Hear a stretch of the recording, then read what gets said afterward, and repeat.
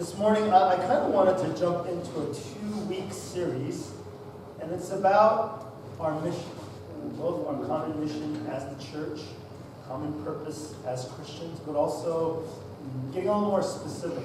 Next week, we'll talk about how you can kind of maybe figure out a little bit more specifically the mission, purpose that God has for you. And so to that end, I just want to focus on one verse. I want to use that kind of as a kickoff verse, and it comes out in Acts chapter 1. Verse 8, and this is after Jesus rises up. We had Easter Sunday a couple of weeks ago. Jesus rises up from the dead, and last week I talked about not only the love that God had for us, and now how we're supposed to go in love. And Jesus, after he rises up from the dead, and before he ascends into heaven, he has a challenge for all of his disciples, and I think by extension for all of us as well. And it's Acts chapter 1, verse 8. And this is kind of the bookend. Before Jesus dies on the cross, he says what?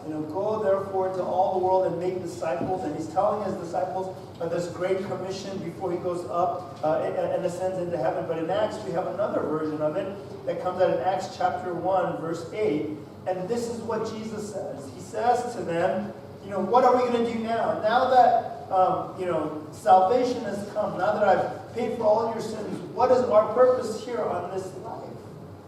He says this in Acts chapter 1, verse 8. You will receive power when the Holy Spirit has come upon you. In other words, wait here throughout Pentecost. Wait here in Jerusalem. Wait for the Holy Spirit, the gift that the Father has promised. And he says, the power of the Holy Spirit will come upon you, and you will be my witnesses in Jerusalem and in Judea and Samaria and to the end of the earth. And this is the great command, the great commission, the great mission that he gives to you. Now, for a lot of us, we may think well, that's a great mission, and that's a great mission for the church as a whole, and it is, but it's also a mission for all of us individually. I don't know why, but it's so easy for us to live a life forgetting about what is really important or what is the priority of our life. And the busyness of life happens. Right now, we're kind of getting towards the end of the school year for my girls and I, and right now Catherine's going to be taking her first SAT in June, and so we're kind of that's our focus right now. It's just all about SAT, and we have a specific goal for her score. On the pre-test, she got X number of points, and so she didn't want me to really share about it, so she did pretty okay, but I said, so what's your goal? And so, just like any typical high school kid, I guess, she put 50 points higher. I said, no, that's just too low, an aspiration. Let's at least go 100 or 150 more points. And she said, really? And I'm like, yeah. And I was like, whether you get there or not. So we had this goal for her, this numerical goal, and then, the plan that we have together there. For Ellie, she has end-of-the-year testing as well, and so we're going through all of that. And we don't have a specific numerical goal, but for us, it's how are we going to prepare and do all these things? And so that's what we're going through in terms of education and all that stuff and wrapping it up. And then it kind of fell into my lap, even though, it's something that I like to do. I'm kind of ending up leading this Indonesia mission trip, and so we're going to have this mission training and fundraiser, getting all the older high school kids and some of the college and young adult, and whoever else among you can go and for a few short days be able to minister in Indonesia. So these are all the things that are on my plate and that I'm focusing on. But somewhere along the line, with these specific goals and specific things and tasks that are in front of our minds, we forget and lose sight of the bigger goals and the bigger tasks that we have. And I'm sure it's the same thing for you guys. Maybe if you're in school, the school year is winding down, so you say, I just want to finish well, I want to do well on my finals, or I want to get this done, or I want to finish my college degree, or I'm looking for a job, or my next phase, or my next stage, or transition into a new job. And so sometimes those things and those milestones take over our thinking, but we lose sight of the fact that Jesus gives us this overarching purpose for our lives. I know I've mentioned this before, but one of the things that I'm always reminded of when I get caught up in these little goals and these little details is that there's a purpose that God has for me day in and day out. And if I don't, at least on a regular basis, think about it, it can get pushed out of our minds, and we just kind of go through and never ever achieve something. If something isn't on your mind, it's very hard to accomplish. If this idea that we're supposed to be witnesses and sharing the gospel of Jesus Christ to the ends of this world isn't on our mind, we don't do anything about it. Catherine has the fire for the SAT because there's a set date. It's on June, and she's going to go to this local high school, and I paid the money, and, now it's pretty advanced. Back in our day, you just kind of went with your school ID, but they have a photo that you have to send in and upload. I know a lot of you guys, I'm sure the college kids, you did it, but the parents are probably curious, but you actually have to upload like a passport kind of photo online, and then that photo they have, and they're going to check it with your face to make sure that someone else isn't substituting, that kind of thing. And then you have to bring some form of ID, a student ID, California ID, driver's license, or in Catherine's case, she's going to take her passport, and then they have to go. And so because she has a set day and a set goal, there's a fire burning underneath her, and she knows every day what she needs to do, and she's working towards that goal, that purpose that she has. But a lot of us, especially when we're in between or we're kind of not having anything pressing upon us, we go through our weekly, things without really advancing or moving forward in anything. I think it's important for us to think about this goal that we have in Christ, that we can only accomplish while we're in this life. There's a lot of things that we'll continue to do when we're in heaven. We will continually get to know God. We will continually worship and be in awe of Him. I also believe that when we get to heaven, we will continue to grow in our spiritual maturity. When we go to heaven, our physical bodies will be perfected. I don't know exactly what that means, but we'll no longer have any health issues or physical limitations. Our minds will no longer be limited. You won't have any kind of mental blocks anymore. Your creativity will be much more free. There won't be any frustration in anything that you do like we have now. There may be challenge, there may be stretching, there may be hard work that's applied, but we'll all be kind of in a joyful way. And when you do something that you love, and somehow on that day, everything seems to flow, whether it's writing or art or music, but some days everything just kind of goes together, even a physical activity, and everything just seems to go, and whatever you do, it just seems to work out. Well, heaven through all eternity is going to kind of be like that, where everything you apply yourself, it's just going to advance. Whatever effort you put, there'll be results. In the way that God created you. And so in heaven we'll be constantly worshiping and being in the presence of God. We'll be continually having these amazing relationships with one another. It'll be so deep, you'll be like, this is what really genuine brotherhood and sisterhood. This is what really connecting and communing with people in a transparent, honest, wholehearted, healthy way feels like. And to be in a constant community environment like that, all of these things will continue happening. We'll get glimpses and tastes of it here on earth, but that will continually happen in heaven. But one thing, one purpose, one thing that we can only do in this life is what Jesus says, to be witnesses of Him in Jerusalem, in Judea, in Samaria, and to the ends of the earth. To make disciples can only happen in this life. Because once we get to heaven, all the people there will be the ones that know God, are already in a relationship with God. Now it's just continuing on from there. But getting people to know about God, to introduce them to God, to bring them into a relationship with God is only the work and the task of this life. You can't bring people into heaven after it's all done. This is the only opportunity, the years that we have in this life, for you specifically, whether it's 10, 20, 30, 40, 50, 100 years, I don't know, all those times, this is the one shot that you get to be the witness of God. It is a time-limited, time-sensitive thing. I had a pastoral mentor who said this about this purpose. He said, while you have breath in this life, God still has the task, the purpose for you to be witness. Doesn't matter if you're on your sickness, on your deathbed. Doesn't matter whether you're going through some difficulties or illnesses. All of us, while we are given any day, any time left in this life, this is one purpose that does not end. When you finally are taken to God, when you finally live your last day, then you can say with Jesus Christ, it is finished. I'm done. And some of us, it's going to be longer. Some of it, it's going to be shorter. I don't know why. I don't know why for some people their lives are much shorter, and some people their lives are much longer. But somehow in God's economy, in God's plan, it's perfectly done. And so we need to make the most of every day, every opportunity. I wish I could tell you that I have it all figured out and I do it well. I don't. There's times when this is the last thing on my mind, and this is why this is much a reminder for you as it is for me. Sometimes I forget. And we have to make it a part of our daily lives. And so I want to just give you a few suggestions of how we might do that. How can we be Jesus' witnesses? Now, let me make something clear, because I want to make sure that you understand why Jesus says, be my witnesses. He doesn't say, be my, propagandist, my marketer. He doesn't say, be my defense attorney. He doesn't say, be someone who argues for the kingdom of God.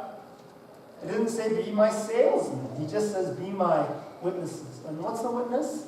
It's someone who just testifies about what they've seen, what they've heard, what they, in a first-hand way, experienced. That's what a witness is. In any court of law, a witness is only someone who actually was there, who actually experienced something firsthand. Anything that's beyond that, that you heard someone else say about something, that is not considered first-hand evidence. It's just hearsay is what they call it. And that's not a negative thing, that's just what they call it. And so you're not supposed to reiterate my sermons or tell about someone else's story. You're just supposed to witness about what you experienced in your relationship with Jesus Christ. And in some ways, that's so much easier than what you may think. One of the words that I think both the world and Christians have a problem with is the word evangelism. The world doesn't like it because they feel like you're going to push something down or force something down or corner them and make you listen to a whole bunch of stuff that they've all heard before. And the reason why Christians don't like it because they maybe feel guilty about it, or they feel like I got to go door to door, I got to go knock on people's doors, I got to take a tract, I got to go do these kinds of things. But really, all of those things are methodologies, but ultimately all Jesus has ever asked us is not to go door to door, it's not to stand on some street corner, it's not to, corner your friends or your families or co-workers and tell them some spiel that you memorize, but literally to live, to talk, to love, and share in the name of Christ in that way.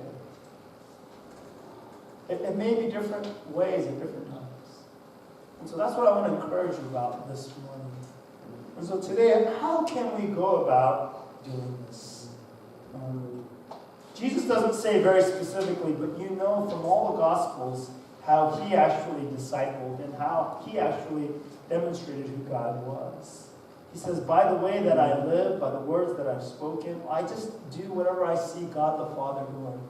I just try to reflect him as best I can in who I am. And for all of you, this is going to be unique. I wish I could tell you, do what I do, but it's going to be unique for every single one of you. For some of you, you're going to be very persuasive in your words. For some of you, it's just going to be by the way that you serve and the way that you act. For some of you, it's going to be by the wisdom that you give. For some of you, it's going to be by the way that you are just loving and kind. For some of you, it'll be none of those things. It'll be in the way that you express yourself. Maybe through art, maybe through music, maybe through something else. I don't know. It'll be a combination of your unique talents and gifts and callings that you have. But in all those, don't minimize it, but use it to the best that you can. For some of you, it may just even be your role within your family as a parent, as a spouse, as a daughter, as a son. That may be your primary witness. I don't know. But none of it is too little or too insignificant. It is all important. But the point is that we need to have this mindset in the back of our minds, because if we forget it, we don't really accomplish it. We don't really take and make the most of the opportunities that we have. I know I talk about sports, but probably that's about the only thing that I watch on TV nowadays. And so yesterday I was at church, going and preparing to go to the worship with the Fence Ministry, the Wild Ministry, and it was a really good time. We came back. Catherine had to be at church till about 4 o'clock for dance practice, and so I was in my office kind of looking over my sermon, doing the last few minute things, and watching the NBA playoffs start. And so the first game was, of course, the Warriors, so that was great. I don't know if you guys know, but the Warriors, the last 17 games of this regular season, they were 7-10. They were under 500. They had a losing record. I know most of you don't really care. Number one, you're not Warriors fans, and some of the ladies don't watch basketball, whatnot. But what's interesting is that when the finals, the playoffs now come, you know what happens? There's a flip of the switch. Why? Because there's 16 teams in this playoffs. 16 teams. 8 in the West, 8 in the East. Okay, maybe there's too much more information indeed, but they all have one goal and only one goal. What is that goal? To be the champion. I don't care if you're team number 8 or team number 1. You don't go in there and go like, yeah, I just want to have a good showing and just want to get our money and just entertain people. No, they're all focused. And right now the games are much more fun than the end of the regular season, especially for the teams that already have, their positions and they're all that, they're already guaranteed to get into the playoffs. They're just kind of going through the motions. And you can argue that's what the Warriors are doing, or whether or not you're for them or not. But once the playoffs start, every game matters now. And they have a mission, a purpose, which is to be the champion, to beat all the other teams and to win. When you have that kind of focus, then all of a sudden all your energies and everything else become highly focused. And that's what I want to encourage you guys about. If you have this in the back of your mind, I'm supposed to be a witness, and in your day-to-day life you're able to do that. One of the reasons that I still go and play basketball a couple of times a week if I get a chance is because it's one of the few places that I get a chance to be where I can meet people who don't go to church. People, on a regular basis too, because usually the same guys every week. This is how I got this yesterday. After I got so excited watching the NBA playoffs, I went to go play for a little bit. And this young kid was like 6'2", his elbows here and my eyes here, so that's what happened. But you know what's fun about that? Whenever I go to the park and play, one of the things that I always not always, but most of the time I remind myself is, this is an opportunity for me not to just get exercise and play basketball, but I have a different goal there. You know what that is? To be a witness. To share. And what's fun is, in between games, you're sitting around and we talk. And I get to talk with people of all ages, my age and younger, all the way down to high school kids. And it's amazing when guys play sports, they say stuff, just because it's all guys, they talk about anything and everything. The bad things that are going on in their life, some of the kids, they even talk about being arrested or getting high or this or whatever else, whatever problems, it's just weird, really weird how it's like just wide open. Guys just will say anything and talk about anything. And it's actually pretty interesting because you get into some pretty deep conversations. And it's one of the few times that I get a chance to do that. I don't know what your Jerusalem is or your Judea is. It's your workplace, possibly. It's your family. Maybe there's people within your family that don't know God. But if we don't have the mentality in the back of our mind that I have a mission as a witness to these people, it's very difficult for us to actually help them to know about God. Because I can go out there and just play hard and try to win the games, and I got exercise and I won, and then go home. There's guys out there that I know that's a whole reason for being out there. There's some guys that when we go out to play basketball, some of the guys, their purpose is to get back in shape, exercise. Other people, it's just to kind of blow off some steam, get some stress out. And then there's some guys that are there to win every game. It's like they're being paid $1 million, every call. They're arguing about everything. Trust me, there's people out there like that. But what's our purpose? See, this is where it transforms. When you're at work and you have difficult coworkers, difficult bosses, difficult whatever, if your mentality is, how do I get up in this company? If your ultimate goal is, how do I make more money? How do I get higher position? What you do and how you act is radically different than if at the back of your mind, at least you have this goal of being a witness for Christ, because the way you react is different. During the weekdays, my workplace is different than your workplace for the most part. There's no one to evangelize at this place, right? We're all Christians. But you know what's interesting? Because we're a church, we probably get 1 or 2 deliveries practically every day. UPS, Federal Express, just you name it, we get it. USPS. And that's one of the few interactions that we get on a regular basis, people delivering and dropping off stuff. And one of the things that I learned and that I've been doing at our church is that, guess what? It's the same people over and over again who deliver, right? Because they have the routes. And so one of the things that I've been doing a little bit more intentionally is thinking about how I can be a witness to them.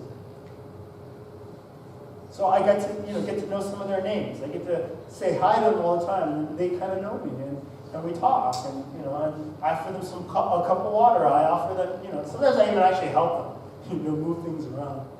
Not because it's my job. I mean, I can sit there, as the customer and say, yeah, put it over there, and I'm busy doing my own stuff. But it doesn't take a lot out of my day, a few minutes just to be very polite in person, because I'm sure they get all kinds of crap all throughout the day. Why are you guys late? I expected this yesterday, or they're busy, and whatever, or they look at them as just some physical laborers that are beneath them, blue collar workers, and they, you know what I'm saying? I'm sure. But then there's also some people who treat them very well. But as Christians, if we have this idea that we're witnesses, then in everything that we do, in every interaction, every opportunity that God gives us, it can transform how we act, and it must transform how we behave. I'm not always good at that, and that's why it's a reminder to myself as well. Maybe it would be good for all of us to have a little note, maybe in our car, the last place before we go to work, or before we wake up in the morning and serve our families, that says, you're a witness of Jesus Christ. The choices that you make today reflect well or poorly upon Christ. I know in your workplaces now, with all the social political correctness and anti-religion stuff, that you can't evangelize, proselytize, or be overt in your Christianity. But when people know you're a Christian and you're not saying anything, but you're still making your choices and the way that you behave informed by the fact that you're a witness, it's going to make an impact. It's going to be a positive witness for God, Jesus Christ. And for me, if you can just even have that one thing, I think that just affects so many things. Because on each day as we go about our work, as we go to the grocery store, as we get served in different ways, getting our car washed or whatever, as people come into our house to fix things, as we go into work to interact with coworkers or people beneath us or above us, all those things. How's our demeanor? How's our witness? Seriously. And I realize that when I forget this, then my attitude and my words and my behavior does not reflect well on Christ. When people are treating me poorly or when they're doing things, I just get upset, frustrated, and angry. And you know what? You get more stressed. But when you keep this in the back of your mind, there is a definite benefit, because you're saying, I'm trying to be a witness, and as a result, a lot of the stress goes out of the way. Because you realize that people who are the most pain, the biggest pain to you, are the ones that need Christ more, and it gives you more compassion. Who's your Jerusalem? Who's your Judea? And then we come to Samaria, and then we come to the ends of the earth. So that first one is to just flow out of your lives who's God's already put in your life. Your family, your friends, your co-workers, just day by day, whoever you run into. But then Samaria, to me, is something a little bit different, because now God is challenging us on another level. Not just who's already in your life, but who's different, who's outside that you now need to intentionally build a bridge to. Maybe there's somebody at your work that nobody connects with. Maybe there's a heart that God has given you for a certain age group or a certain type or a certain community that maybe God's calling you to make a bridge towards, that otherwise may not have the gospel. That's a Samaria. It's similar enough, local enough, and yet you have no ties into it. But maybe because of someone you know or something that you go through, you end up breaking through into that community. And God may give you an opportunity at that time. You can say, oh, I'm just too busy, or I don't have the energy or the time. Or do you break through and go? And maybe cross-cultural, it may be different than what you're used to. But somehow God gives us connections. God gives us opportunities. Think about where our church is. Our church is located in the middle of a non-Asian, non-Korean, nothing like us community. I'm just telling you that. And to do that fall festival every year, I want you to understand, I know it's so little in some ways, but it's at least one little intentional going to Samaria kind of a thing. At least our community knows there's this church that's trying at least a little bit, once in a while. But man, we can be so much more intentional about it. We can be. And I don't know what opportunities are afforded to you through your workplace or through your community. But maybe you should get involved in some of those things. And as you do, you intentionally take it on and say, God, I'll make this my scenario. I'm going to bridge across to people that are not like me, places maybe I'm not as comfortable in, and do that. It's not an easy thing, I guarantee you. It's difficult. It really, really is. And sometimes we're so busy, it's hard to take on something else. But it is important for us to do. It really, really is. Sometimes for parents it's easier because our kids afford that opportunity to us. Maybe we end up becoming a soccer mom or a baseball dad or whatever. But instead of just becoming a soccer mom and a baseball dad, we become witnesses to the other families there. Maybe there are people that we wouldn't normally associate with, but now instead you invite them to your home for a cookout or a barbecue or whatever. And your purpose is not to just facilitate camaraderie among the team and family, but to be a witness for Jesus.